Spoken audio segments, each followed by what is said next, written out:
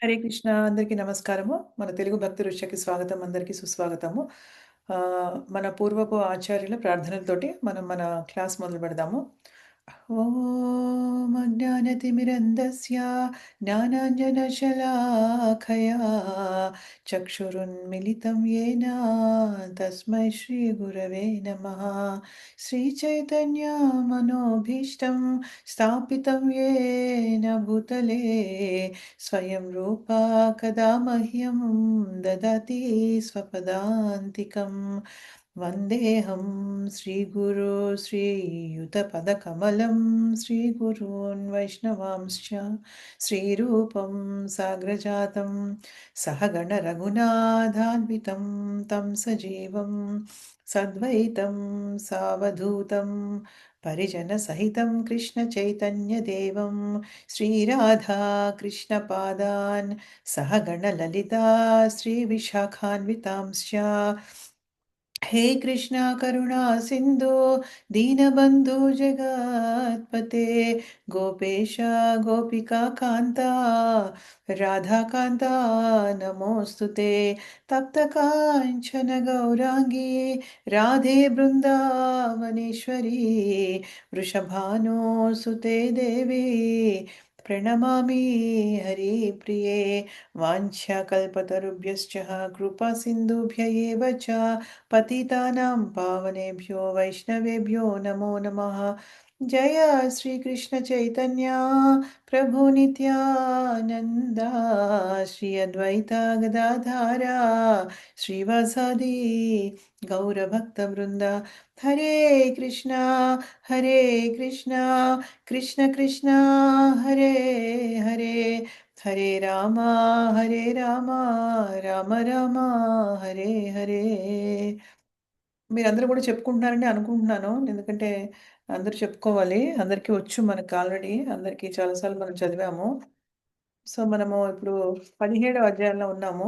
17వ అధ్యాయంలో ఏంటంటే సత్వగుణము, రజోగుణము, తమోగుణంలో రకరకాల పనులు అంటే ఆహారము ఎలా ఏ గుణంలో ఉంటుంది అంటే మామూలుగా ప్రజలందరూ కూడా, జనులందరూ కూడా రకరకాల గుణాల్లో ఉన్నప్పుడు, వాళ్ళు చేసే రకరకాల వాళ్ళు తినే ఆహారం గానీ, వాళ్ళు చేసే యజ్ఞం కానీ, వాళ్ళు చేసే తపస్సులు గానీ, వాళ్ళు చేసే దానం గానీ, వాళ్ళు చేసే పూజ ని ఎలా ఎలా ఎలా రకరకాలుగా వాళ్ళు ప్రవర్తిస్తారు, ఎలా పూజిస్తారు, ఎలాంటి పనులు చేస్తారు అన్న విషయం మనకి బేసికల్‌గా ఈ అధ్యాయంలో చెప్పబడింది.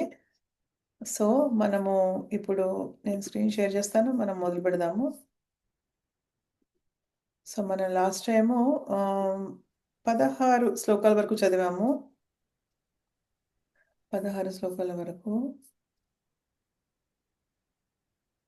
సో, 16 అయిపోయింది. ఈ 16లో మనం ఏం చేసామంటే, మనం ఏం చదివామంటే తపస్సులు అనేవి 3 రకాలుగా ఉన్నాయి. మనసుకు సంబంధించిన తపస్సు, వాక్కుకు సంబంధించిన తపస్సు, శరీరానికి సంబంధించిన తపస్సు. ఈ 3 తపస్సుల గురించి మనం లాస్ట్ టైం చర్చించాము. ప్రభు మ్యూట్ చేసుకోవాలి ప్రభు. సో, అయితే ఇలా చదివాము. ఇప్పుడేంటంటే రజోగుణంలో ఉన్న తపస్సేంటి? అంటే ఇప్పుడు ఇక ఈ ఈ తపస్సు విషయానికొస్తే ఏంటంటే మూ ము 2 రకాలుగా ఉన్నాయి. ఒకటేంటంటే ఎటువంటి తపస్సులు? శరీరంతో చేసే తపస్సు, మాటకి సంబంధించినటువంటి తపస్సు, మనసుకు సంబంధించింది. ఇది ఆల్రెడీ మనం లాస్ట్ వీక్ మనం చర్చించాము. ఇప్పుడేంటంటే ఈ తపస్సులనేవి 3 గుణాల్లో ఎలా ఉంటాయి అనేది మనం ఇప్పుడు నేర్చుకోవాలనమాట. 3 గుణాల్లో ఆహ్, ఏదైనా ఒక తపస్సు మనం చేయాలంటే, అటువంటి తపస్సు ఎలా ఉండాలంటే, మనం భగవంతుడిని చేరుకోవడానికి మనకి అనుకూలంగా ఉండాలి ఎప్పుడైనా గూడా. ఆ! కానీ ఏంటంటే, ఎదుటి వాళ్ళని జయించాలనో, ఎదుటి వాళ్ళని చంపాలనో, అలాంటి తపస్సులు అలాంటివి పెట్టుకోకుండా, మనం భగవంతుడికి దగ్గర చేసే తపస్సులేమైనా ఉంటే అవి జేయాలనమాట. ఆ! సో, అదే అనమాట. హ్మ్. ఇప్పుడు హిరణ్యకశిపు ఉన్నాడనుకోండి. హిరణ్యకశిపు కూడా చేశాడు తపస్సు గదా! ఒంటి కళ్ళ మీద పెట్టుకొని హిరణ్యకశిపు చాలా తపస్సులు చేశాడు. ఏంటి చాలా కానీ ఏం లాభం గదా! చివరికి చనిపోయాడు. అంటే విష్ణువు మీద ఆహ్, అసహ్యంతోటి ద్వేషంతోటి చేశాడు. విష్ణువు మీద ద్వేషంతో చేశాడు. అలాంటి తపస్సులు ఉండకూడదనమాట. సో, ఇప్పుడేం చేద్దామంటే మనం ఎటువంటి తపస్సులు చేయాలో చూద్దాము 17వ శ్లోకం నుంచి. ఈరోజు మనం ఫినిష్ అప్ చేస్తున్నాం మనము ఈ చాప్టర్‌ని. ఎక్కువ లేవు వర్సెస్ మనం టక టక ఫినిష్ అప్ చేద్దాము. श्रद्धया परया तप्तं तपस्तत् त्रिविधं नरैः अफलाकाङ्क्षिभिरुक्तैः सात्विकं परिचक्षते ఆధ్యాత్మిక శ్రద్ధతోటి కేవలం భగవాను నిమిత్తమే భౌతిక వాంఛారహితులైనటువంటి వారిచే చేయబడు ఈ త్రివిధ తపస్సులు సాత్విక తపస్సులు అనబడతాయి. అంటే సాత్వికంగా ఉన్న తపస్సు ఏంటంటే ఆధ్యాత్మిక శ్రద్ధతోటి అంటే భగవంతుడి మీద ఇష్టంతోటి భగవంతుడి కోసము భౌతిక వాంఛలు ఏమీ లేకుండా చేసేటువంటి శాస్త్ర శాస్త్రం మీద ఆధారపడి సారీ చేసేటువంటి తపస్సుని సాత్విక తపస్సు అంటారు. సాత్విక తపస్సు. ఉమ్, అటువంటిది సాత్విక తపస్సు. ఓకే, రెండు నేను మన రాజసిక తపస్సు ఏంటో చూద్దాం మనం. రజోగుణానికి సంబంధించినటువంటి తపస్సు ఏంటో చూద్దాం. సత్కారమాన పూజార్థం తపోదంభేన చైవ యత్ క్రియతే తదిహ ప్రోక్తం రాజసం చలమధ్రువం. ఇతరుల నుండి గౌరవము సన్మానము పూజలు అందుకొనుటకు గర్వముతో చేయబడు తపస్సు రజోగుణములకు సంబంధించింది. అది స్థిరముగా కానీ శాశ్వతము కానీ కాజాలదు అని చెప్పబడింది. అంటే ఏంటి మనకు అర్థమైపోయింది కదా. అంటే గొప్ప కోసం చేయడం అనమాట. వేరే వాళ్ళని సన్మానాలు పొందడం కోసము, వేరే వాళ్ళ దగ్గర నుంచి గౌరవం పొందడం కోసము, వేరే వాళ్ళు మనని పూజించాలని అనుకుని గర్వంతో చేసే తపస్సులన్నీ కూడా రజోగుణానికి సంబంధించింది. అటువంటివన్నీ కూడా స్థిరంగా కానీ శాశ్వతం కానీ కాదు అని చెప్పబడుతున్నాయి అనమాట. సో మనం ఫస్ట్ నుంచి ధనలక్ష్మి మాతాజీ మీరు చదువుతారా?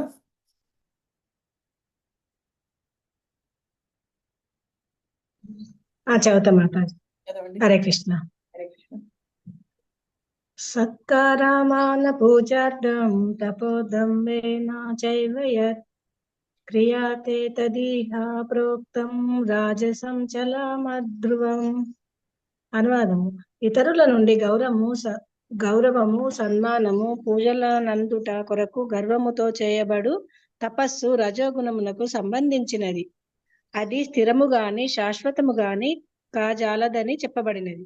భాష్యము: కొన్ని మార్లు జనులను ఆకర్షించుటకు మరియు ఇతరుల నుండి గౌరపూజ సన్మానములను పొందుటకు తపోనిష్టలు ఆచరింపబడుచుండును. రజోగుణముతో కూడిన వారు తమ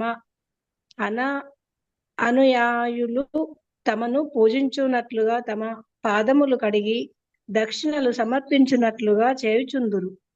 కృత్రిమముగా చేయబడేది అట్టి తపో ప్రదర్శనలు రజోగుణమునకు సంబంధించినవిగా భావింపబడును. వాస్తవమునకు వాటి ఫలితములు తాత్కాలికములు. అవి కొంతకాలము సాగవచ్చును, కానీ శాశ్వతములు కాజాలవు.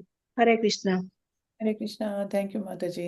సో మనకు అర్థమైంది కదా ఏంటంటే జనాలను ఆకర్షించాలి, వాళ్ళ చేత పూజింపబడి చేసుకోవాలి, వాళ్ళ చేత పాదాలు కడిగించుకోవాలి, ఆ, వాళ్ళందరి ముందర కొంచెం షో అప్ చేయాలన్నమాట.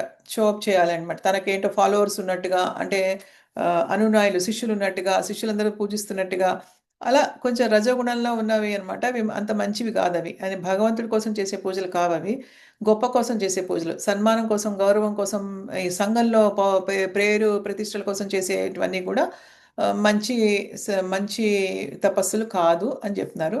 నెక్స్ట్ తమో గుణంలో ఉన్నవేంటో చూద్దాము. మూఢగ్రాహేణాత్మనో మూఢగ్రాహేణాత్మనో యత్పీడయా క్రియతే తపః పరస్యోత్సాదనార్థం వా తత్తామా సముదాహృతం. తనను తాను హింసించుకున్నట్టుచే గాని ఇతరులకు హాని లేదా నష్టమును కలిగించుట కొరకును మూఢత్వంతో చేయబడు తపస్సులు తమో గుణానికి. అంటే ఏంటి తమను తాము హింసించుకోవడం ఏంటంటే పిచ్చి పిచ్చిగా, అంటే ఎటుగా శాస్త్రం ఆధారం లేకుండా, శాస్త్రంలో చెప్పబడిన విధంగా కాకుండా వాళ్ళకు వాళ్ళు తమ ఇష్టమైనట్టు తాము కఠిన నియమాలు పెట్టుకుంటూ, లేక ఇప్పుడు హిరణ్యకశిపుడి గురించి చెప్పాను కదా. హిరణ్యకశిపుడు ఎలా చేశాడు అసలు, ఎంత ఘోరంగా భయంకరంగా చేస్తాడనమాట. ఒంటికాల మీద నించుంటాడనమాట. చేతులు రెండు పైకెత్తి చేస్తాడు ఒంటికాల మీద. అలా కొన్ని వేల సంవత్సరాలు చేశాడనమాట.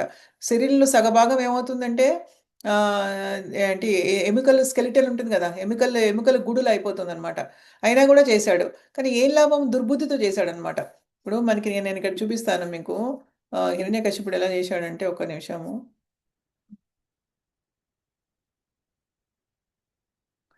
ఇప్పుడు ఫోటో చూపిస్తాను మీకు. ఇట్లా పెట్టాను నేను. ఇక చూడండి హిరణ్యకశిపుడు ఎలా చేశాడు చూడండి. ఎలా ఉన్నాడంటే చక్కగా ఒక శరీరంలో ఒక భాగం రెండు చేతులు పైకెత్తి ఒంటికాలతో నించుని చేశాడనమాట తపస్సు హిరణ్యకశిపుడు. ఇక్కడంతా పుట్టలు కట్టేసింది మొత్తం, ఇక్కడంతా కూడాను మొత్తం ఆ తపస్సుకి ఈ ఒక సైడ్ శరీరం అంతా కూడా ఎముకలు గూడైపోయింది, మొత్తం చర్మం అంతా పోయిందనమాట. ఇంత తీవ్రంగా చేస్తారు వాళ్ళు, అసలు నిజంగా దేనికోసం చేస్తారంటే విష్ణువు మీద ద్వేషం అన్నమాట. ఏమన్నా అర్థం ఉందా? పోనీ భక్తితో కాదు, భగవంతుడిని ప్రీతి పొందడానికి కాదనమాట. ఆ, భగవంతుడి కోసం కాదు యాక్చువల్గా వాళ్ళు చేసే పనులన్నీ కూడా ఏంటంటే కేవలము ఏంటంటే భగవంతుడి మీద ద్వేషం సంపాదించుకోవడానికి, భగవంతుడికి మీద జయించడానికి అనమాట. సో ఇలాంటివన్నీ కూడా చివరికి ఏమైంది, హిరణ్యకశిపుడు చేసిన తపస్సుకి ఏమైంది, చివరికి మొత్తం అన్నీ పోయాయి అనమాట. సో తనకి చివరికి చావు ప్రాప్తించింది అతనికి, అంతే. సో భగవంతుడి మీద ద్వేషంతో చేసే తపస్సులు తపస్సులు కావు అని చెప్తున్నారు, తమో గుణంలో ఉన్న తపస్సులు అనమాట ఇవన్నీ కూడా. కమల కుమారి మాతాజీ చదవండి మీరు ఇది. హరే కృష్ణ మాతాజీ. హరే కృష్ణ. గూఢగ్రాహేణాత్మనో యత్పీడయా క్రియతే తపః పారస్యోదాత్ సాధానార్థం వా తత్తామసముదాహృతం. అనువాదము: తనను తాను హింసించుకొనుటచే గాని ఇతరులకు హాని లేదా నష్టమును కలిగించుట కొరకు మూఢత్వంతో చేయబడు తపస్సు తమో గుణమునకు సంబంధించిన చెప్పబడును. భాష్యము: హిరణ్యకశిపుడు వంటి రాక్షసులు కూడా మూఢ తపస్సును అనుసరించిన దృష్టాంతములు అనేకములు గలవు. అతడు అమరుడగుటకును దేవతలను వధించుటకును నిష్ఠతో కూడిన కఠిన తపస్సులను ఆచరించిన అతడు బ్రహ్మదేవుని అట్టి వరములకై ప్రార్థించినను చివరికి దేవాది దేవుని చే సంహరింపబడెను.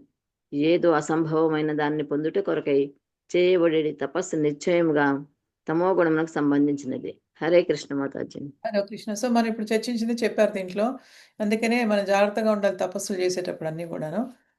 సరే, ఇప్పుడు నెక్స్ట్ నుంచి ఏం స్టార్ట్ అవుతుంది అంటే, ఇప్పుడు ఇప్పటివరకు మనం ఏం చెప్పుకున్నాము, ఆహారం అంటే తినే ఆహారంలో సత్వగుణంలో ఎటువంటి ఆహారం, సత్వగుణంలో ఉన్నటువంటి ఎటువంటి ఎటువంటి ఆహారం తింటారు, రజోగుణంలో ఉన్నటువంటి వాళ్ళు ఎటువంటి ఆహారం తింటారు, తమో గుణంలో ఉన్న వాళ్ళు ఎటువంటి ఆహారం తింటారు, మళ్ళీ యజ్ఞాలు 3 రకాలుగా ఎలా ఉంటాయి, 3 గుణాల్లో ఉన్న వాళ్ళు యజ్ఞాలు ఏ విధంగా చేస్తారు, ఇప్పుడు తపస్సు గురించి మాట్లాడు. ఇప్పుడు నెక్స్ట్ దానం గురించి చెప్తున్నారు అన్నమాట భగవంతుడు. సో ఈ 3 గుణాల్లో సత్వగుణంలో ఉన్న దానం ఏంటి, రజోగుణంలో ఉన్న దానం ఏంటి, తర్వాత తమో గుణంలో ఉన్న దానం ఏంటి చెప్తున్నారు, చూద్దాం అది. దాతవ్యమితి యద్దానం దీయతేనుపకారిణే దేశే కాలే చ పాత్రే చ తద్దానం సాత్వికం స్మృతిం. ప్రతిఫల వాంఛ లేకుండా సరియైన ప్రదేశాన్న మరియు సరియైన కాలంన తగిన వ్యక్తికి స్వధర్మం అనే దృష్టితో చేయబడు దానము సత్వగుణమును కూడిందిగా భావిస్తారు. అంటే దానాల్లో సత్వగుణం చెందిన దానం ఏంటంటే అంటే ఇప్పుడు మనం ఒకరికి దానం ఇచ్చాము, మళ్ళీ వాళ్ళ దగ్గర నుంచి ఎటువంటి ఎక్స్పెక్టేషన్ ఉండకూడదు మళ్ళీ మనకి, అంటే మళ్ళీ వాళ్ళ దగ్గర నుంచి మనకి ఏదో ఒకటి ఆశించకూడదు, మనం ఏం ఆశించకుండా ఇవ్వాలి. అటువంటి దానము అది కూడా ఎప్పుడు చేయాలి, సరియైన ప్రదేశంలో సరియైన కాలంలో సరియైన వ్యక్తికి ఇవ్వాలి. అంతేగాని దానం అంటే ఎవరికి పడితే వాళ్ళకి ఇవ్వకూడదు. దానివల్ల ఒక్కొక్కసారి మనకి కర్మ లేనిపోయింది, పుణ్యం రాకపోగా పాపం కూడా వస్తుందన్నమాట, కొంచెం కర్మలు కూడా షేర్ చేసుకోవాల్సి వస్తుందన్నమాట.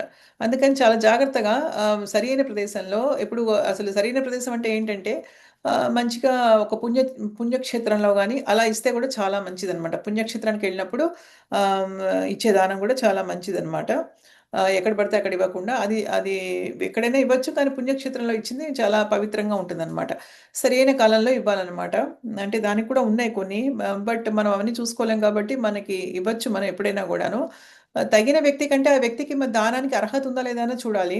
అంటే మనం దానం ఇస్తే ఆ వ్యక్తి దాన్ని కరెక్ట్గా ఉపయోగిస్తాడా కృష్ణ చైతన్యంలో, అంటే తనకి నిజంగా ఏదైనా అవసరమే ఉపయోగిస్తాడా, లేకపోతే దానివల్ల అతను ఏమైనా ఒక డ్రగ్స్ తీసుకోవడం కానీ, లేకపోతే ఇంకా పాప పనులు ఏమైనా చేయడం కానీ అలా చేస్తే కనుక అది దానం ఇచ్చినా కూడా ఉపయోగం లేదు కదా అటువంటి వారికి.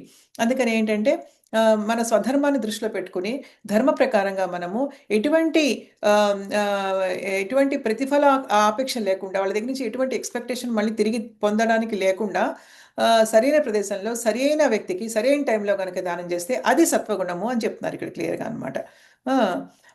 ఏదైతే అసలు అన్నిటికంటే గొప్పదానం ఏంటంటే, ఏదైతే మనల్ని భగవంతుడికి దగ్గర చేస్తుందో అది గొప్పదానం. అన్నిటికంటే గొప్పదానం ఏంటంటే, ఎవరికైనా మనము డబ్బులు ఇస్తే టెంపరరీ, ఏమి ఇచ్చినా కూడా టెంపరరీ, అలానే ఇవ్వద్దని కాదు. నీడీ ఎవరికైతే అవసరం ఉంటుందో వాళ్ళకి ఇవ్వచ్చు, వాళ్ళ వాళ్ళ స్థితిగతుల్ని బట్టి, వాళ్ళు ఎలా ఉపయోగిస్తారు అన్న విషయాన్ని బట్టి వాళ్ళకి ఇవ్వచ్చు. కాకపోతే ఏంటంటే అన్నిటికంటే గొప్పదనం ఏంటంటే, మనం ఎవరికైనా కృష్ణ చైతన్యాన్ని ఇవ్వగలిగితే కనుక, కృష్ణ చైతన్యంలో వాళ్ళు భక్తియుక్త సేవ చేసేటట్టుగా కనుక చేయగలిగితే కనుక, అది అన్నిటికంటే గొప్పదనేటువంటి దానము అని అని కూడా అర్థం చేసుకోవాలన్నమాట. సో తమో గుణంలో ఉన్న, సరే ఇప్పుడు చూద్దాము నెక్స్ట్ ఏంటంటే కుమారి మాతాజీ కుమారి మాతాజీ మాతాజీ. హరే కృష్ణ చదవండి మాతాజీ. దాతవ్యమితి యద్దానం దీయతే నపకారిణే దేశ దేశే కాలే చ పాత్రే చ తద్దానం సాత్వికం స్మృతిం. అనువాదం: ప్రతిఫల వాంఛ లేకుండా సరైన ప్రదేశమున మరియు సరైన కాలమున తగిన వ్యక్తికి స్వధర్మమును దృష్టితో చేయబడు దానము సత్వగుణమును కూడినదిగా భావించబడును. భాష్యము: ఆధ్యాత్మిక కర్మలందు నియుక్తుడైన వ్యక్తికి దానము చేయవలెనని వైదిక గ్రంథములందు ఆదేశింపబడినది. విచక్షణారహితముగా చేయబడు దానము దాని యందు ఆదేశించబడలేదు. ఆధ్యాత్మిక పరిపూర్ణత్వము గలవాడే సదా దానమునకు అర్హుడు. కనుకనే తీర్థక్షేత్రమునందు గాని, గ్రహణ సమయమునందు గాని, మాసాంతమునందు గాని, యోగ్యుడైన బ్రాహ్మణునకు కాని, వైష్ణవ భక్తునకు కాని, దేవాలయమందు కాని దానమును చేయవలనని ఆదేశించబడినది.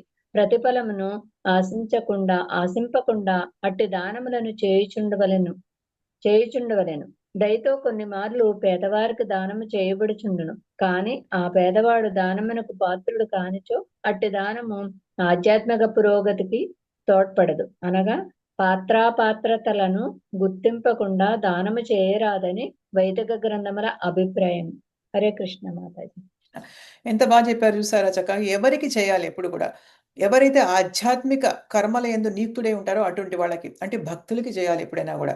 వైష్ణవ భక్తులకి ఎప్పుడు చేయాలి, అది కూడా చక్కగా ఒక తీర్థక్షేత్రంలో చేయొచ్చు. గ్రహణ సమయం ఇందా గ్రహణం చెప్దాం అనుకున్నా కానీ మళ్ళీ అప్పుడే చేయాలంటే మాతాజీ అంటారని చెప్పలేదు. కానీ ఇక్కడ శ్రీల ప్రభుపాదుల వారు క్లియర్గా చెప్తున్నారు, గ్రహణ సమయంలో మాస ఎండింగ్లో కానీ, అంటే మంత్ ఎండింగ్లో కానీ ఒక యోగ్యుడైన బ్రాహ్మడికి వైష్ణవుడికి చేయాలి. దేవాలయాలకి దానం ఇవ్వాలి. అది నిజమైనటువంటి కరెక్ట్ అయినటువంటి దానం, సత్వగుణంలో ఉన్నటువంటి దానం అది. అయితే కొన్నిసార్లు మనం చూస్తాం, దేవాలయాలకు వెళ్తాము, బయట బిచ్చగాళ్ళు ఉంటారు, అడుక్కుంటూ ఉంటారు. ఇండియాలో మనకి తెలుసు కదా, చాలా మంది ఉంటారు, అమ్మ డబ్బులు వేయండి అమ్మ డబ్బులు వేయండి అని. కానీ డబ్బులు వేయడం కంటే మనం ఏం డబ్బులు వేసేస్తూ ఉంటాం ఇలా మనం, కానీ వాళ్ళు ఏం చేస్తారో తెలియదు ఆ డబ్బులతోటి. ఆ విధంగా మనకి కూడా కర్మ వస్తుంది. కాకపోతే ఏం చేయాలంటే ఒక బనానాసో ఒక అరటిపళ్ళు కొనొచ్చు, బోల్డ్ అని అరటిపళ్ళు కొనేసి అందరికీ దేవుడికి ముందు ఆఫర్ చేసేసి, దేవుడికి ప్రసాదంగా దేవుడికి పెట్టేసి, అది మామూలుగా అందరికీ తల ఒక అరటిపండు ఇచ్చేసేయచ్చు, పండ్లు ఇచ్చేసేయచ్చు. అది కూడా పళ్ళు ఉట్టినే కాదు, దేవుడికి ఆఫర్ చేసి పళ్ళు ఇవ్వచ్చు అనమాట. కొన్నిసార్లు మేము ఇక్కడ ఇలాగే చేస్తాం అనమాట. ఇక్కడ హోమ్లెస్ వాళ్ళు ఉంటారు, ఇల్లు లేని వాళ్ళు బయట ఉంటారు, బెల్లు కొట్టుకుంటూ కూర్చుంటూ ఉంటారు అనమాట. ఒక్కొక్కసారి వాళ్ళు ఏమైనా ఇవ్వండి అని బోర్డు పెట్టుకుంటారు. ఇండియాలో లాగా నోరు విప్పి అడగరు, ఇక్కడ అడగకూడదు ఇక్కడ. సో అందుకని ఒక బోర్డు ఏదో పెట్టుకుంటారు, మేము చాలా హెల్ప్లెస్ కండిషన్లో ఉన్నాం, నిస్సహాయ స్థితిలో మాకు ఏదైనా ఇస్తే హెల్ప్ అవుతుందని పెట్టుకుంటాను. ఇప్పుడు మా హస్బెండ్ ఏం చేస్తారంటే, గమ్ముకుని షాప్లోకి వెళ్ళినప్పుడు బనానాస్ ఏవో కొని దేవుడికి ఆఫర్ మనసులో చేసుకుని వాళ్ళకి బనానాస్ ఇస్తారు అనమాట. సో తీసుకున్నారు, అలా ఇస్తే మేము బనానాస్ ఇస్తే తీసుకున్నారు, అరటిపళ్ళు ఇస్తే అనమాట. అలా ఏదైనా మనం గనక భగవంతుడికి అర్పించి ఇస్తే గనక అది మనకి మంచిది అవుతుంది, వాళ్ళకి కూడా మంచిది అవుతుంది అనమాట. సో ఇప్పుడు ఎందుకంటే మనం ఏదైనా ఎవరికైనా ఇచ్చాము, వాడు దానంకి మంచి పాత్రుడు కాదు అనుకోండి, అప్పుడు అది ఏమవుతుందంటే మన ఆధ్యాత్మిక పురోగతికి కూడా ప్రాబ్లం అవుతుంది అనమాట. అప్పుడు అందుకని ఇష్టం వచ్చినట్టుగా దానాలు డబ్బులు మాత్రం చేయకూడదు ఎప్పుడు కూడా. మన దగ్గర పళ్ళు పెట్టుకోవాలి. మనం టెంపుల్కి వెళ్తున్నాము, బయట బిచ్చగాళ్ళు ఉంటారు, మనకి అడుకునే వాళ్ళు ఉంటారు, మనకి ఏదైనా వెయ్యాలి వాళ్ళకి అని అనిపిస్తే కనుక ముందరే మనం అరటిపళ్ళు కొనేసుకుని పెట్టుకుని మనం దేవుడికి ఆఫర్ చేసి తీసుకెళ్ళాలి ఇంట్లోంచి. ఆ టెంపుల్ నుంచి బయటకు వస్తున్నప్పుడు ఇంకొక వచ్చి మనం అవే ఇచ్చేసేయాలన్నమాట వాళ్ళకి. అలా ఏది ఇచ్చినా పర్వాలేదు, భగవంతుడికి అర్పించినటువంటి పండ్లు ఏదైనా సరే ఇవ్వచ్చు అనమాట వాళ్ళకి. కొంతమంది ఏంటంటే ఎలా ఉంటారంటే, కొంతమంది పళ్ళు ఇస్తే కూడా తీసుకొని వాళ్ళు కూడా ఉన్నారు. వాళ్ళకి పళ్ళు కాదు డబ్బులు కావాలి, ఎందుకంటే డబ్బులు ఇస్తే సిగరెట్లు కొనుక్కుని తాగుతారు వాళ్ళు ఫుడ్ కన్నా కూడా. సో అలాంటి వాళ్ళని మనం ఎంకరేజ్ చేయకూడదు ఎప్పుడు కూడా. ఎందుకంటే వాళ్ళు సిగరెట్లు కొని తాగారనుకోండి, అది ఇంటాక్సికేషన్ కింద వస్తుంది. దాంట్లో మళ్ళీ మనకి ఏంటంటే మత్తు పదార్థం కిందకు వస్తుంది, దాంట్లో వాళ్ళకి కర్మ ఉంటుంది, మళ్ళీ మనకు కూడా మనం ఇచ్చినందుకు మనకు కూడా ప్రాప్తం కొంచెం దానిలో 10% మనకు కూడా వస్తుంది అనమాట. ఎందుకు అనవసరంగా సంపాదించుకోవడం కదా. ఇవ్వకపోతే వాళ్ళకి మనం ఇవ్వాల్సిన అవసరం ఏమీ లేదు. మనకి ఏంటంటే వాళ్ళు తీసుకోలేదనుకోండి, తీసుకోకపోతే మనకు వచ్చే నష్టమే లేదు, వేరే వాళ్ళకి ఇస్తాం మనం. అంతేగాని మనం అలా డబ్బులు మాత్రం ఇప్పుడు ఇవ్వడానికి ఇది చేయకూడదు అనమాట. వీలైతే మనం వండి ఆఫర్ చేసి భగవంతుడికి అదైనా ఇవ్వాలి. లేదు అంటే ఫ్రూట్స్, మన కొండలే వండే కెపాసిటీ లేనప్పుడు ఫ్రూట్స్ అయినా సరే దేవుడి ముందు ఆఫర్ చేసి వాళ్ళందరికీ ఇవ్వచ్చు అనమాట. ఫుడ్ ఇవ్వచ్చు మనం, ఆహారం, భగవంతుడి ప్రసాదం దానం చేయొచ్చు అనమాట. అంతే, బట్టలు దానం చేయొచ్చు. మన బట్టలు దానం చేయొచ్చు, కానీ డబ్బులు మాత్రం దానం చేసేటప్పుడు చాలా జాగ్రత్తగా ఆలోచించి చేయాలి. ఒక వైష్ణవుడికి ఇవ్వాలి ఎప్పుడు కూడా, బీద వైష్ణవుడికి, పాప ఆధ్యాత్మిక జీవితంలో గడిపే వాళ్ళకి ఇస్తే కనుక వాళ్ళకి బెనిఫిట్ అవుతుంది, మనకి కూడా బెనిఫిట్ అవుతుంది అనమాట. అదొకటి మనం చాలా గుర్తుపెట్టుకోవాలి. అందుకనే ఇక్కడ చాలా క్లియర్గా చెప్తున్నారు. అందుకనే చాలా జాగ్రత్తగా చేయాలి, సత్వగుణంలో ఉన్న దానం చాలా జాగ్రత్తగా చేయాలని. యత్ ప్రత్యుపకారార్థం ఫలముద్దిశ్య వా పునః దీయతే చ పరిక్లిష్టం తద్దానం రాజసంస్మృతం.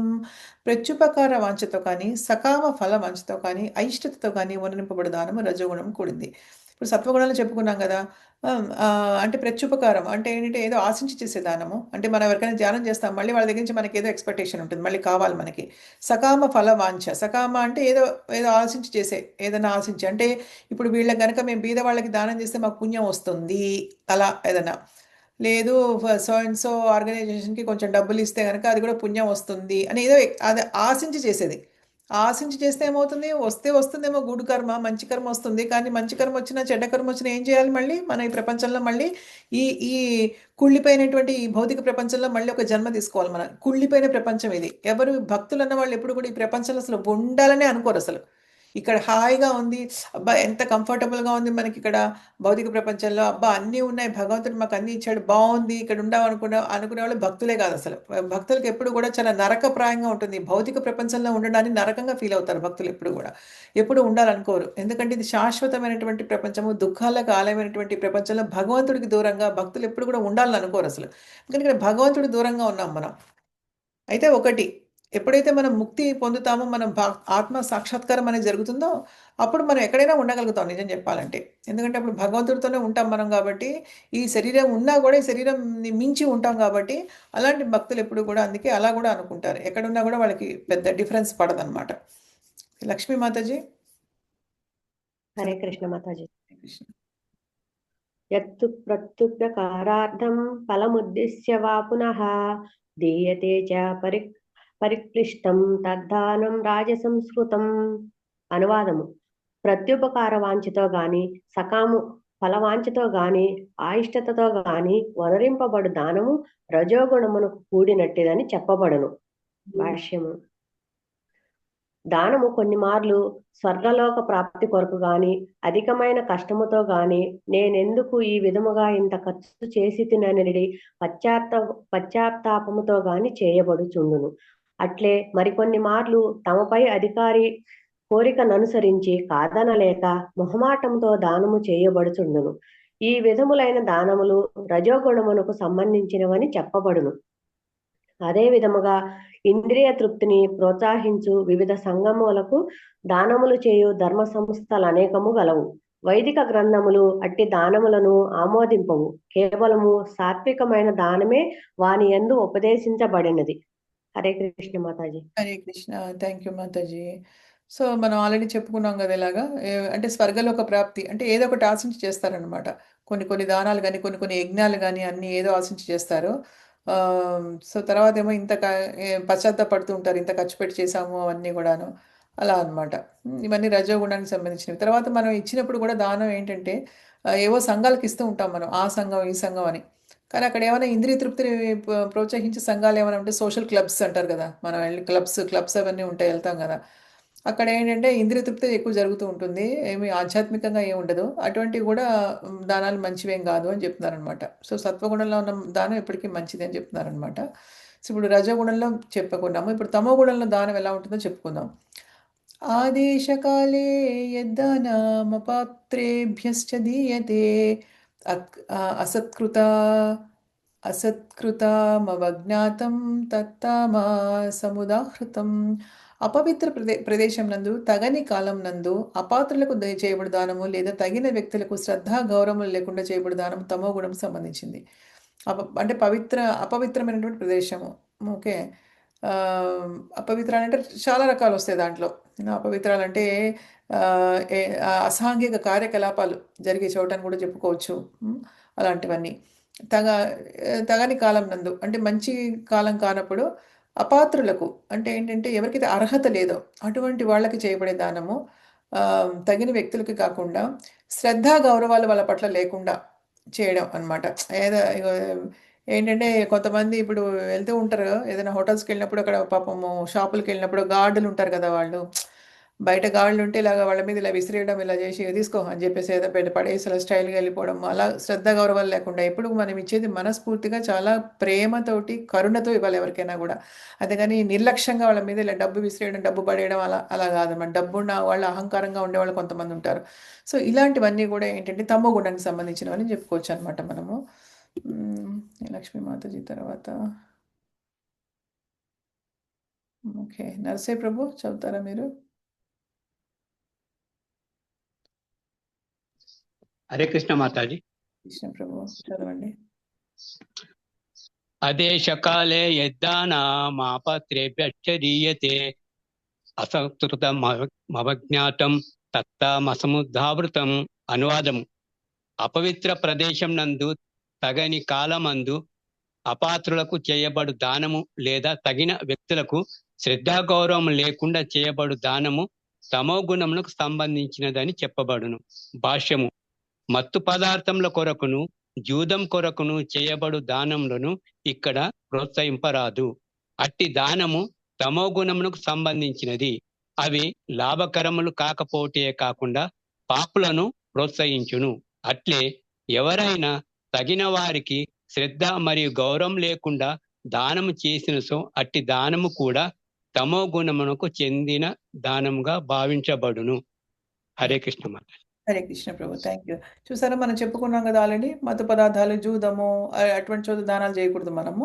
తర్వాత ఏంటంటే ఎవరికైనా పాప నిజంగా బ్రాహ్మణులు ఎవరైనా బీద బ్రాహ్మణులు ఉన్నప్పుడు వాళ్ళకి తగిన గౌరవ మర్యాదలతో చేయాలి కానీ వాళ్ళకి ఇష్టం వచ్చినట్టుగా చేయకూడదు అనమాట. అది కూడా ఏంటంటే వాళ్ళకి అర్హత ఉంటుంది తీసుకోవడానికి దానము కానీ మనం అహంకారంతో వాళ్ళ మీద గౌరవం లేకుండా వాళ్ళ ఇష్టం వచ్చినట్టుగా బీద వాళ్ళని చిన్న చూపుతోటి దానం కాకుండా ప్రేమగా కరుణగా చేయడం కూడా మంచిది అని చెప్తున్నారనమాట. సో ఇప్పుడు ఏమవుతుంది ఇక్కడి నుంచి ఇంకా ఏమవుతుందంటే ఇప్పటి వరకు మనం ఏమేమి చెప్పుకున్నామంటే ఈ అధ్యాయంలో 3 గుణాల్లో సత్వ రజ తమో గుణాల్లో ఆహారం ఏ విధంగా ఉంటుంది, యజ్ఞం ఎలా ఉంటుంది, తపస్సు ఎలా ఉంటుంది, దానం ఎలా ఉంటుంది, ఎవరెవరిని ఎలా పూజించాలి. అంటే ఇప్పుడు సత్వగుణంలో ఉన్న వాళ్ళు దేవతల్ని పూజిస్తారు, రజగుణంలో ఉన్న వాళ్ళు యక్షులని కిన్నరుల్ని పూజిస్తారు, తమో గుణంలో ఉన్న వాళ్ళు ఏమో భూత ప్రేత పిశాచుల్ని పూజిస్తారు. ఇలా అన్ని చెప్పుకున్నాం మనం. ఇవన్నీ చెప్పుకున్నాం. ఈ 3 గుణాల్లో ఉన్నవారు ఈ 5 పనులని ఎలా చేస్తారన్న విషయం మనం చాలా చర్చించుకున్నాము. ఇప్పుడు ఇక లాస్ట్ సెక్షన్కి వచ్చాం మనం. ఓకేనా. లాస్ట్ సెక్షన్లో ఏం చెప్తున్నారంటే 23వ శ్లోకం నుంచి మొదలు 23వ శ్లోకంలో ఏం చెప్తున్నారంటే ఓం తత్సత్ అనే వర్డ్ వినే ఉంటాం మనం. ఓం తత్సత్ గురించి చెప్తున్నారనమాట. సో 24 దాంట్లో ఏమో ఓం గురించి చెప్తారు, 25లో తత్ గురించి చెప్తారు, 26లో సత్ గురించి చెప్తారనమాట. ఈ 3 ఏంటనేది మనం ఇప్పుడు చూద్దాము. ఓం తత్సదితి నిర్దేశో బ్రహ్మణ స్త్రీ విధ స్మృత బ్రహ్మణాస్తేన వేదాశ్చ యజ్ఞాశ్చ విహితా పురా. సృష్టి ఆరంభం నుండి ఓం తత్సత్ అను 3 పదములు పరతత్వంను సూచించుటకు ఉపయోగించబడుచున్నవి. బ్రాహ్మణులచే వేదమంత్రాలు ఉచ్చరించుచున్నప్పుడు పరబ్రహ్మ ప్రీత్యర్థ్యమై యజ్ఞాచరణము కావించినప్పుడు ఈ 3 సంజ్ఞాపదములు ఉపయోగించబడుచుండను. అంటే ఈ ఓం తత్సత్ అనే దానికి చాలా విలువ ఉందన్నమాట. ఏంటంటే ఇది చాలా పవిత్రమైనటువంటి వేద శబ్దం అనమాట. సో సృష్టి ఆరంభం నుంచి కూడా ఈ 3 పదాలు కూడా భగవంతుడికి చేసే కార్యక్రమాల్లో దీన్ని ఉపయోగిస్తూ ఉంటారనమాట. ఎప్పుడైతే బ్రాహ్మణులు వేద మంత్రాలను పఠిస్తూ ఉంటారో అప్పుడు ఓం తత్సత్ అనేది మనం చాలాసార్లు వింటూ ఉంటాము, వాళ్ళు ఉచ్చరిస్తూ ఉంటారు. అలాగే పరబ్రహ్మ ప్రీత్యర్థం యజ్ఞాలు చేస్తున్నప్పుడు కూడా ఈ ఓం తత్సత్ అనే పదాన్ని ఉపయోగిస్తూ ఉంటారు అని చెప్తున్నారు అనమాట. చూద్దాం మనం దీంట్లో ఏం చెప్పారు భాష్యంలో చూద్దాం మనము. పద్మజ మాతాజీ చదువుతారా. హరే కృష్ణ మాతాజీ. హరే కృష్ణ.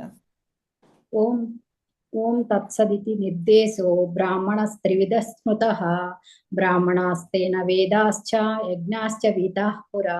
అనువాదం: సృష్టి ఆరంభము నుండి ఓం తత్సత్ అను 3 పదములు పరతత్వమును సూచించుటకు ఉపయోగింపబడినవి. బ్రాహ్మణులచే వేదమంత్రములను ఉచ్చరించినప్పుడు పరబ్రహ్మ ప్రీత్యర్థమై యజ్ఞాచరణము గావించినప్పుడు ఈ 3 సంజ్ఞాపదములు ఉపయోగించబడుచుండెను. భాష్యము: సత్వ రజస్తమో గుణములను అనుసరించి తపము, యజ్ఞము, దానము, ఆహారములు 3 విధములుగా విభజించబడినవి. ఇంతవరకు విశదీకరింపబడినవి ఈ విధముగా ప్రథమ, ద్వితీయ, తృతీయ తరగతులకు చెందినయైనను అవన్నీ భౌతిక ప్రకృతికి సంబంధించిన త్రిగుణములచే నియంత్రింపబడి కలుషితమైనటివి. ఓం తత్సత్ అట్టి కర్మలు శాశ్వతుడైన దేవాది దేవుని కొరకై ఉద్దేశింపబడినప్పుడు అవి ఆధ్యాత్మిక పురోగతికి సాధనములగును. శాస్త్రాదేశములందు అట్టి ప్రయోజనమే సూచించబడినది. ఓం తత్సత్ అనేది ఈ 3 పదములు ముఖ్యముగా పరతత్వమును దేవాది దేవుణ్ణి సూచించును. వేదమంత్రములందు ఓం అను పదము ఎల్లప్పుడూ గోచరించును. శాస్త్ర నియమములను అనుసరింపకుండా కర్మ చేయువాడు పరతత్వమును పొందజాలడు. అతడు ఏదో తాత్కాలిక ఫలమును పొందవచ్చున కానీ జీవితపు చరమగమ్యమును మాత్రము సాధింపజాలడు. సారాంశమేమనగా దానము, యజ్ఞము, తపస్సు అనువానిని సత్వగుణముతో చేయవలెను. రజస్తమో గుణములందు చేయబడినచో అవి తక్కువ తరగతికి చెందినవగును. ఓం తత్సత్ అను 3 పదములు భగవానుని పవిత్ర నామమునకు సంబంధించి ఉచ్చరించబడుచుండును. ఓం తద్విష్ణోహు అనునది అందులకు ఒక ఉదాహరణము. వేదమంత్రము కాని భగవానుని పవిత్ర నామము కాని ఉచ్చరింపబడినప్పుడు తొలుత ఓం అను పదము చేర్చబడుచుండును. కనుకనే దేనినైనను వేదమంత్రమనొచ్చే ఇదియే సూచనము. అట్టి ఈ 3 పదములో వేదమంత్రముల నుండియే గ్రహింపబడినవి. ఓం ఇత్యేదత్ బ్రాహ్మణో నేదిష్టం నామ. ఋగ్వేద మంత్రము ఓంకారమును మరియు ప్రథమ నామమును సూచించును. తరువాత తత్వమసి అను చాంద్యోగోపనిషత్ మంత్రము ద్వితీయ నామమును సూచించును. సదేవ సౌమ్య అను చాంద్యోగ్యోపనిషత్ మంత్రము తృతీయ నామమును సూచించును. ఈ 3 కలయికే ఓం తత్సత్. పూర్వము తొలి జీవుడైన బ్రహ్మదేవుడు యజ్ఞములను చేసినప్పుడు ఈ 3 పదములతోనే దేవాది దేవుణ్ణి స్తుతించెను. కనుకనే అదే నియమము గురు శిష్య పరంపరచే కూడా నిరంతరము ఆచరించబడుచున్నది. కనుకనే ఈ మంత్రమునకు గొప్ప ప్రాధాన్యము కలదు. కనుకనే ఏ కార్యమైనను ఓం తత్సత్ అనగా దేవాది దేవుని కొరకు మాత్రమే చేయవలెనని భగవద్గీత ఆదేశించుచున్నది. ఎవరైనను 3 పదములతో కూడిన దానము, తపస్సు, యజ్ఞమును చేసినచో అతడు కృష్ణ చైతన్యముతో వర్తించిన వాడగును. మానవుని తిరిగి భగవద్ధామను చేర్చగల ఆధ్యాత్మిక కర్మలను శాస్త్రీయముగా నిర్వహించు విధానమే అట్టి కృష్ణ చైతన్యము. అట్టి ఆధ్యాత్మిక మార్గమున వర్తించుటలో ఎన్నడూను శక్తి వృధా కాబోదు. హరే కృష్ణ మాతాజీ. Hare Krishna. Thank you so much మాతాజీ. సో ఇక్కడ బేసికల్గా ఏం చెప్తున్నారంటే మనకి ఈ ఓం తత్సత్ అనేవి భగవంతుడికి చేసేటప్పుడు దాన్ని వేద మంత్రాల్లో చెప్పేటప్పుడు దాన్ని చాలా చక్కగా ఉపయోగిస్తారు. అది ఆధ్యాత్మిక పురోగతికి అది ఉపయోగపడుతుంది అని చెప్తున్నారనమాట. తర్వాత రెండో దాంట్లో ఏం చెప్తున్నారంటే ఓం అనేది శబ్దం మనకు తెలుసు కదా. ఇప్పుడు కూడా ఓం నారాయణాయ నమః అని చెప్పేసి ఏదైనా మంత్రాలు చదువుతున్నప్పుడు కూడా ఓం అనేది చాలా వస్తుంది. అది మామూలుగా చాలా మంచిది అనమాట. ఏదైనా ఒక సత్కార్యం చేసేటప్పుడు భగవంతుడి కోసం చేసేటప్పుడు ఎప్పుడు కూడా ఇటువంటి పవిత్రమైనటువంటివి వాడుతూ ఉంటారు. వేదాల నుంచి వచ్చిందనమాట ఇది. శాస్త్ర నియమాల ప్రకారం చేయాలి. ఏదైనా కూడా దానం కానీ, యజ్ఞం కానీ, తపస్సు కానీ చేయాలని చెప్తున్నారు. వేరే రజోగుణం, తమోగుణం చేస్తే వాటికి ఫలితం ఉండవు అనమాట. తక్కువ అవి చేయకూడదు. మనం అసలు సత్వగుణంలో ఉన్నా కూడా మనం ఏమి చేయము ఎక్కువ. మనం హరే కృష్ణ మహామంత్రమే జపిస్తూ ఉంటాం ఎప్పుడు. కానీ చెప్తున్నారు ఊరికే అనమాట. అలా చేయలేని వాళ్ళకి చెప్తున్నారు అనమాట. ఈ ఓం తత్సత్ అనే ఈ వర్డ్స్ ఏవైతే ఉన్నాయో అవి భగవంతుడికి పవిత్ర నామానికి సూచిస్తూ ఉంటాయని చెప్తున్నారు. అవి వేదాల నుంచి వచ్చాయని చెప్తున్నారు. ఓం త్వద్ విష్ణు అనేది ఒక ఉదాహరణ చెప్తున్నారు. అయితే ఈ 3 పదాలు వేదాల నుంచి గ్రహించబడ్డాయని చెప్పడానికి ఒక 3 ఋగ్వేదం నుంచి మనకి చందోగ్య ఉపనిషత్ నుంచి, తర్వాత ఇంకొకటి ఏంటి 3 పదాలు ఇది ఋగ్వేద మంత్రము, తర్వాత ఇదేమో చందోగ్య ఉపనిషత్ మంత్రము. రెండేమో చందోగ్య ఉపనిషత్తు నుంచి వచ్చాయి. తత్ సత్ అనేది ఓం అనేదేమో ఋగ్వేదం నుంచి వచ్చింది అని చెప్తున్నారనమాట. ఇవి 3 కూడా భగవంతుడినే మనకి సూచిస్తాయని చెప్తున్నారు. ఓం తత్ సత్ అనమాట. ఇదేమో ఓం ఇచ్చేదత్ బ్రాహ్మణో నేదిష్టం నమః అనేది ఇక్కడ ఓం వచ్చింది కదా, ఇది ఋగ్వేదం నుంచి వచ్చింది. అలాగే తర్వాత ఇది ప్రథమ నామాన్ని సూచిస్తుంది భగవంతుడికి. తర్వాత తత్వమసి అను చాందోగ్య ఉపనిషత్తు నుంచి తత్ అనేది వచ్చింది. ఓం తత్ కదా, సో తత్వమసి నుంచి తత్ వచ్చింది. సత్యేమో సదేవ సౌమ్య అని చాందోగ్య ఉపనిషత్తు నుంచి వచ్చింది. ఓం తత్ సత్ ఇది భగవంతుడి 3 నామాలకి సూచిస్తుంది మనకి. తృతీయ నామాన్ని ఈ 3 కలయికే ఓం తత్సత్ అని చెప్తున్నారు అనమాట. ఓం తత్సత్ ఋగ్వేదము, చందోగ్యోపనిషత్తు, చందోగ్యోపనిషత్తు. అయితే సో ఇంతకుముందు బ్రహ్మదేవుడు కూడా ఈ విధంగానే యజ్ఞాలు చేసేటప్పుడు ఓం తత్సత్ అనే వర్డ్ని యూజ్ చేశారని చెప్తున్నారనమాట. సో కనుకని ఈ మంత్రానికి చాలా గొప్ప ప్రాధాన్యత ఉంది. ఏ కార్యమైనా సరే దేవాది ఓం తత్సత్ అంటే ఏంటంటే మనం భగవంతుడికి యొక్క సంతోషం కోసం చేస్తున్నాము అని సూచన ఇవ్వడానికి మనం ఓం తత్సత్ చెప్తాం అనమాట. ఓం తత్సత్ అంటే భగవంతుడి కోసం చేస్తున్నాము, ఆయన సంతోషం కోసం చేస్తున్నాము అని చెప్పడానికి అనమాట. సో అందుకని శాస్త్రీయంగా మనము ఎప్పుడు కూడా యజ్ఞ దాన తప కర్మలు చేయాలి అని చెప్తున్నారనమాట. అది కృష్ణ చైతన్యంతో ఎప్పుడైతే మనం ఇప్పుడు ఓం తత్సత్ అని అన్నా అనకపోయినా కూడా మన భావన కరెక్ట్గా ఉంటే భగవంతుడు యాక్సెప్ట్ చేస్తాడు. మనం కృష్ణ చైతన్యంలో ఉన్నాం కాబట్టి మన చైతన్యాన్ని కరెక్ట్గా పెట్టుకుంటే కనుక మనం చేసే ప్రతి పనిని కూడా భగవంతుడి కోసం చేస్తున్నట్టుగా భావించి చేస్తే కనుక అది కరెక్ట్ దానము, కరెక్ట్ తపస్సు, కరెక్ట్ అన్ని మిగతావన్నీ కరెక్ట్ యజ్ఞము అవన్నీ చెప్పచ్చు అనమాట. అలా చేస్తే కనుక మనం ఎన్ని కూడా మనం చేసే ఏ పని కూడా వృధా కాబోదు అని చెప్తున్నారు. ఇప్పుడు దీంట్లో ప్రత్యేకంగా 24లో ఓం గురించి చెప్తారు. తస్మాదోం ఇత్యుదాహృత్య యజ్ఞదాన తపక్రియా ప్రవర్తనే విధానోక్త సతతం బ్రహ్మవాదినాం. అందుచే శాస్త్ర నియమానుసారము యజ్ఞము దానము తపస్సు చేసడి తత్వజ్ఞులు దేవాది దేవుని పొందుటికే వారిని ఎల్లప్పుడూ ఓం అనే పదంతో ప్రారంభిస్తారట ఎప్పుడు కూడా. ఓకేనా, అది మనకు తెలుసు కదా. ఏమైనా చేసినప్పుడు శాస్త్ర నియమం ప్రకారము ఏదైనా యజ్ఞం చేసినప్పుడు కానీ దానం చేసినప్పుడు కానీ తపస్సు చేసే కానీ ఫస్ట్ స్టార్టింగ్ మంత్రం చదువుతున్నప్పుడు ఓం ఓం అని మొదలు పెడతారు కదా, దాని గురించి చెప్తున్నారు అనమాట. ప్రభావతి మాతాజీ చదువుతారా? హరే కృష్ణ మాతాజీ. తస్మాత్ ఓం ఇత్యుదాహృత్యం యజ్ఞదాన తపం క్రియః ప్రవర్తంతే విధానోక్తం సతతం బ్రహ్మవాదినాం. అనువాదము: అందుచే శాస్త్ర నియమాలను అనుసారము యజ్ఞము దానము తపస్సును చేసడి తత్వజ్ఞులు దేవాది దేవుని పొందుటకై వారిని ఎల్లప్పుడూ ఓం అను పదముతో ప్రారంభింతురు. భాష్యము: ఓం తద్విష్ణు పరమం పదం. ఋగ్వేదము 1.22.20. విష్ణు పాదపద్మములే పరమ భక్తికి పరమాశ్రయములు. దేవాది దేవుడైన శ్రీకృష్ణుని కొరకు చేయబడు కార్యములన్నీను పరిపూర్ణత్వమును నిశ్చయముగా సిద్ధింపజేయను. హరే కృష్ణ మాతాజీ. హరే కృష్ణ. సో ఓం తద్విష్ణు పరమం పదం, విష్ణు పాదాలే పరమభక్తికి పరమాశ్రయాలు అని చెప్తున్నారు. దాంట్లో కూడా ఓం అనే దాన్ని ఉపయోగించారు, అంటే భగవంతుడి కోసం ఉపయోగిస్తారు ఓం అనేది అనమాట. దేవాది భగవంతుడి కోసం చేయబడే కార్యక్రమాలన్నీ కూడా పరిపూర్ణత్వాన్ని నిశ్చయంగా మనకి సిద్ధి చేస్తాయి. మనకి వేరేవేవన్నీ చేసినా కూడా ఉపయోగం ఏ మాత్రం లేదు, మనం ఏం చేసినా ఉపయోగం లేదు మన జీవితంలో. కేవలం భగవంతుడి కోసం చేసే కార్యక్రమాలు మాత్రమే పరిపూర్ణమైనవి మన జీవితంలోని మనం గుర్తుపెట్టుకోవాలి ఇప్పుడు. సో ఇప్పుడు ఓం గురించి చదివాము, తత్ గురించి మాట్లాడదాం. ఇప్పుడు మాట్లాడుతున్నారు భగవంతుడు, చూద్దాం ఏం చెప్పారో. తదిత్యనభిసందాయ ఫలం యజ్ఞ తపః క్రియాః దానక్రియాశ్చ వివిధాః క్రియంతే మోక్షకాంక్షిభిః. మానవుడు పలు విధములైన యజ్ఞము తపస్సు దానాలని ఫలాపేక్ష రహితములుగా తత్ అనే పదముతో కూడి వర్ణించాలి. తత్ అనే పదం ఉపయోగించి చేయాలి ఇవన్నీ ఫలాపేక్ష లేకుండా. భౌతిక బంధనాల నుండి విడిపడే అటు ఆధ్యాత్మిక కర్మల ముఖ్య ప్రయోజనము. అంటే మనం చేసే ఆధ్యాత్మిక కర్మలని ఎలా ఉండాలంటే మనల్ని మన భౌతిక బంధనాల నుంచి విడిపించాలి ఎప్పుడు కూడా అనమాట. అది చెప్తున్నారు ఇక్కడ, మన భౌతిక బంధనాల నుంచి విడిపించాలి మనల్ని. అందుకని తత్ అనే వర్డ్ యూజ్ చేసి చేయాలని అని చెప్తున్నారు అనమాట. రాధికా మాతాజీ చదువుతారా? హరే కృష్ణ మాతాజీ. హరే కృష్ణ. తదిత్యానభిసందాయ ఫలం యజ్ఞ తపః క్రియాః దానక్రియాశ్చ వివిధాః క్రియాంతే మోక్షకాంక్షిభిః. అనువాదము: మానవుడు పలు విధములైన యజ్ఞము తపస్సు దానములను ఫలాపేక్ష రహితముగా తత్ అను పదముతో కూడి వనరింపవలెను. భౌతిక బంధనముల నుండి విడివడుటయే అట్టి ఆధ్యాత్మిక కర్మల ముఖ్య ప్రయోజనము.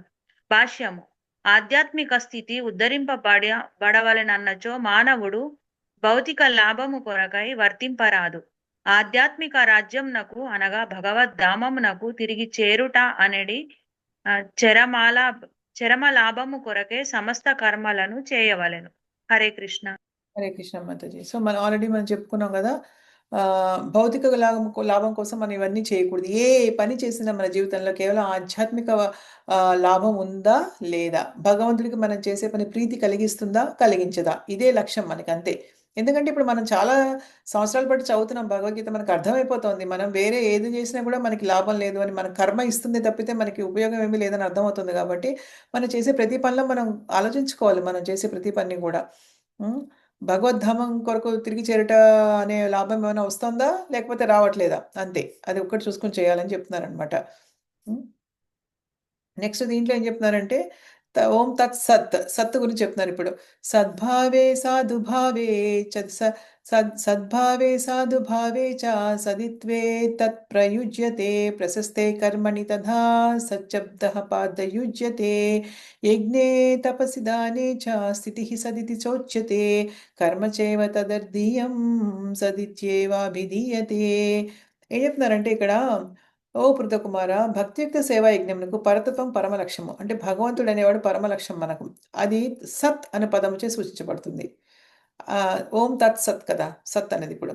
అంటే యజ్ఞము చేయు కర్త కూడా సత్ అనే యజ్ఞం చేసేవాడు సత్తే, ఆ యజ్ఞ భోక్త కూడా సత్తే. భోక్త అంటే భగవంతుడు. అట్లే పరమ సత్యమునకు అనుగుణమైనటువంటి యజ్ఞము, తపస్సు, దానము వంటి కార్యక్రమాలన్నీ కూడా పరమ పురుషుని సంతృప్తి కూడా చేయాలి. అంటే ఏంటంటే, అంటే మనం చేసే కార్యక్రమం ఎలా ఉండాలంటే అది పరమ సత్యాన్ని కనుక్కునే విధంగా ఉండాలి. అంటే పరమ సత్యం అంటే ఎవరు? అబ్సల్యూట్ ట్రూత్ అంటే భగవంతుడు అనమాట ఆయన.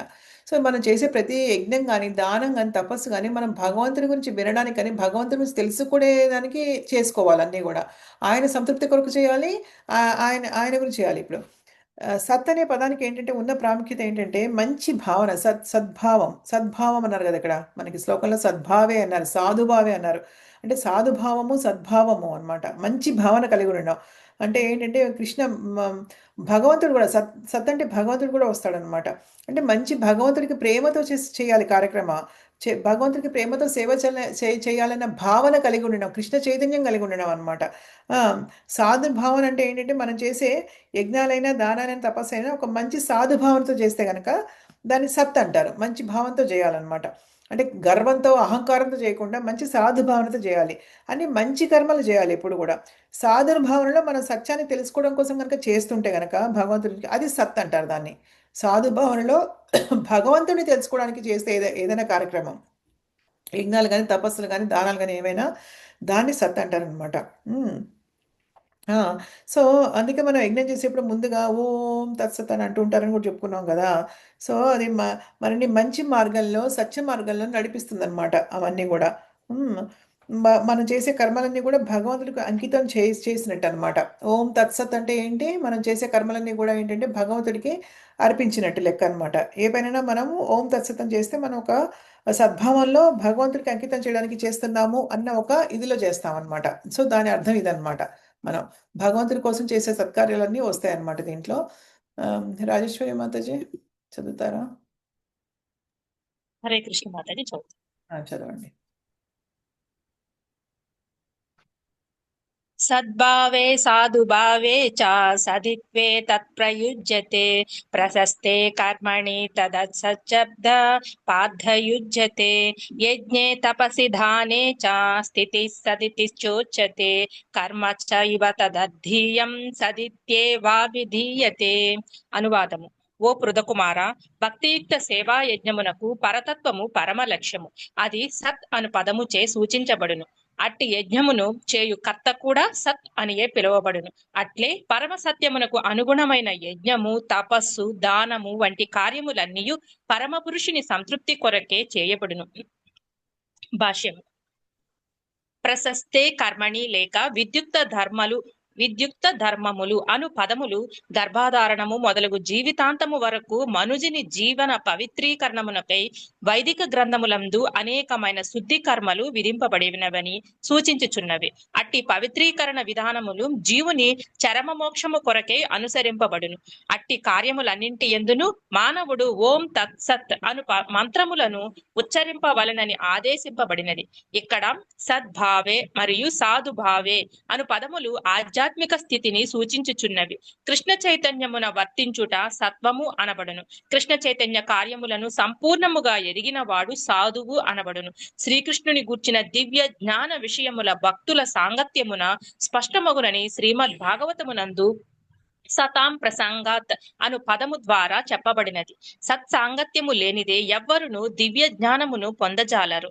మంత్రదీక్షను వసగునప్పుడు గాని, యజ్ఞోపవీతమును ధరింపజేయునప్పుడు గాని గురువు ఓం తత్సత్ అను పదములను ఉచ్చరించును.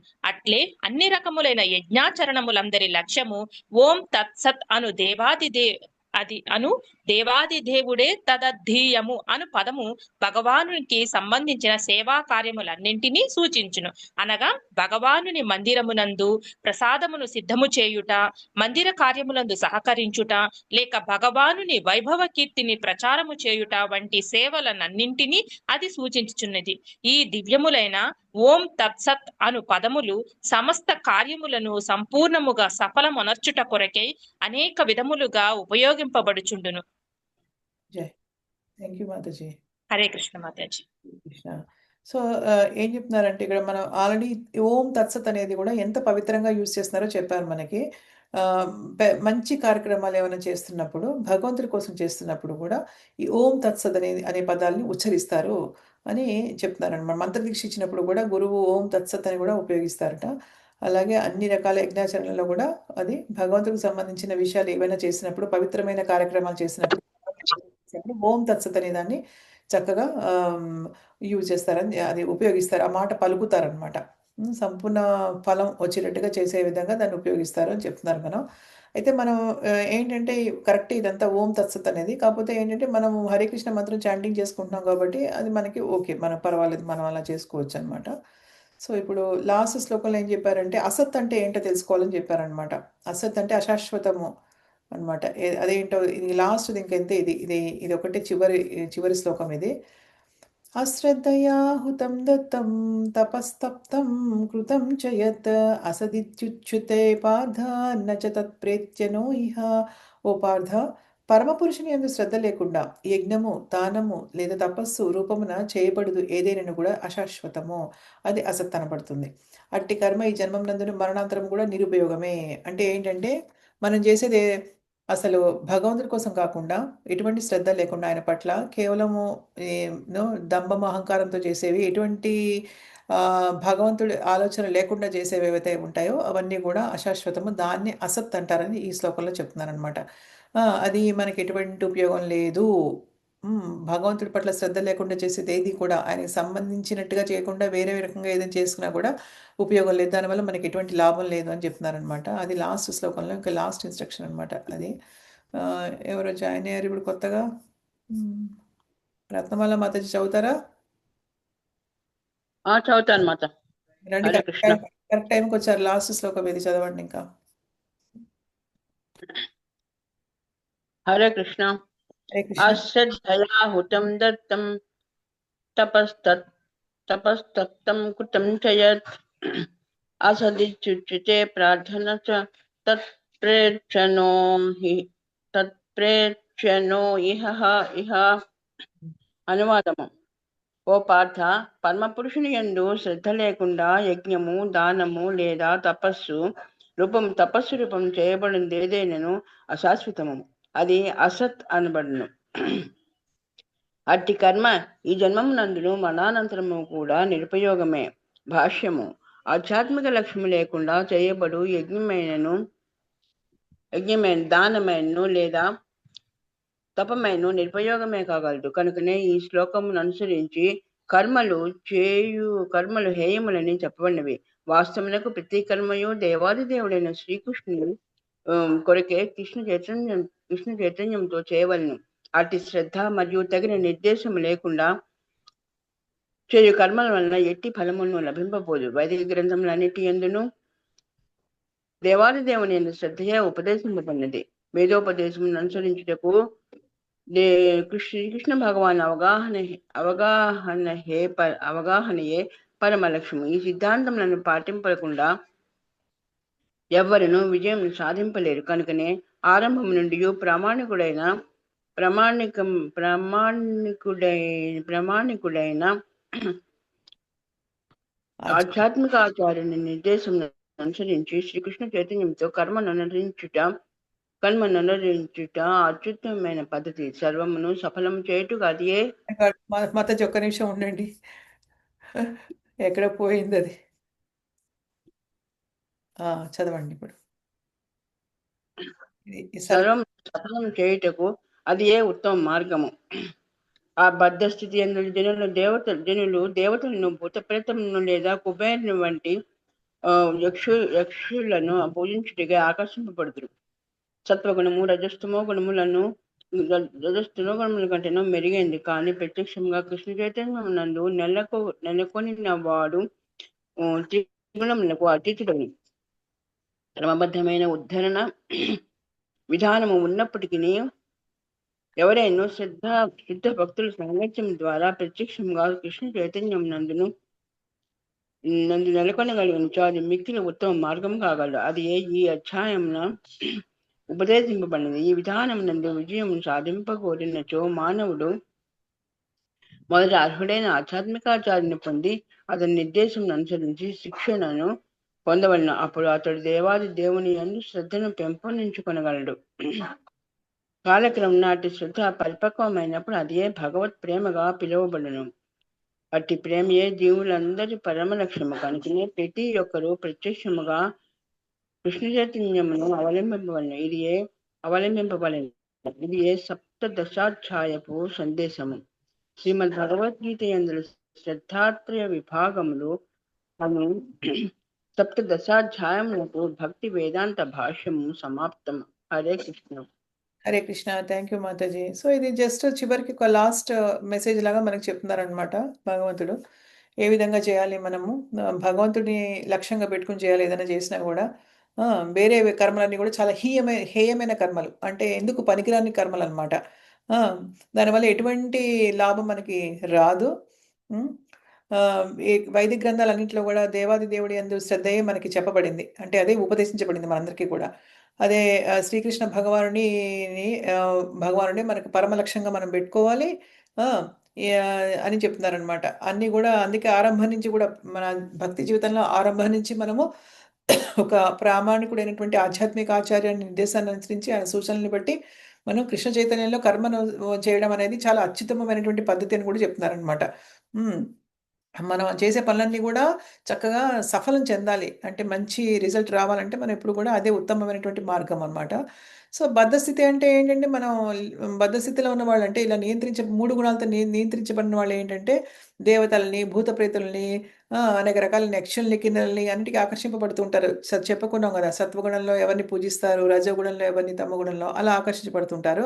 కానీ ఏంటంటే సత్వగుణం ఈ రజోగుణం కన్నా తమగుణం కన్నా గొప్పదైనా కూడా భగవంతుడు ఎప్పుడు భగవద్గీతలో ఏం చెప్తాడంటే అర్జునుడికి, నువ్వు 3 గుణాల పైకి వెళ్ళాలని చెప్తాడు. వాటికి అతీతంగా ఉండాలని చెప్తాడు. సత్వగుణంలో ఉన్నా కూడా మనకి సాధించేది ఏమీ లేదు భక్తిపరంగా చూసుకుంటే. అందుకని ఏంటంటే ఎప్పుడు కూడా దీనికి అతీతంగా వెళ్ళాలనుకుంటే కూడా శుద్ధ భక్తుల సాంగత్యం ద్వారా మనం వెళ్ళగలుగుతాం అనమాట. మనం శుద్ధ భక్తుల సాంగత్యం ద్వారా మనం కృష్ణ చైతన్యంలో మనం కనుక మన జీవితాన్ని గడుపుకుంటే మనం దాన్ని మించి వెళ్ళగలుగుతాం అనమాట. అదే ఈ అధ్యాయంలో ఉపదేశించబడింది అని చెప్తున్నారనమాట. ఎప్పుడైనా కూడా మనము ఆధ్యాత్మిక జీవితంలో విజయం సాధించాలి అంటే ఒక అర్హుడైనటువంటి ఆధ్యాత్మిక ఆచార్యుని యొక్క అనుగ్రహాన్ని పొందాలన్నమాట. వాళ్ళ దగ్గర నుంచి శిక్షణ పొందాలన్నమాట. అప్పుడు దేవాది దేవుడి యందు వాళ్ళకి ప్రేమ ఉంటుంది కాబట్టి అదే ప్రేమను మనకు కూడా పంచుతారు కాబట్టి మనకు కూడా భగవంతుడి పట్ల ప్రేమ అనేది పెంపొందుతుందన్నమాట. సో దాని చివరికి భగవత్ ప్రేమ సంపాదించడమే మన ముఖ్యమైనటువంటి లక్ష్యం. మనం ఎక్కడున్నామా అని కాదు. భగవత్ ప్రేమ అంటూ వస్తే మనకి ఎక్కడున్నా మనం ఆనందంగా ఉంటాం అనమాట.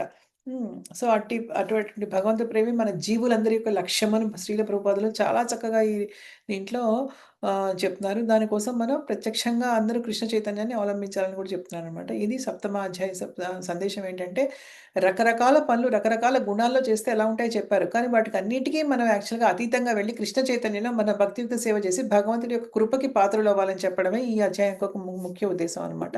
సో ఇక్కడతో ఈ అధ్యాయం ఫినిష్ అయిపోయింది. ఇంకా మన లాస్ట్ అధ్యాయం ఒకటి ఉంది, 12వ అధ్యాయము. అది వీలైతే నెక్స్ట్ వీక్ స్టార్ట్ చేద్దాం అది. ఓకేనా? సరే మరి ఎవరికైనా ప్రశ్నలు ఉన్నాయా? లేకపోతే మనం క్లాస్ ఆఫ్ చేద్దాం ఇంకా.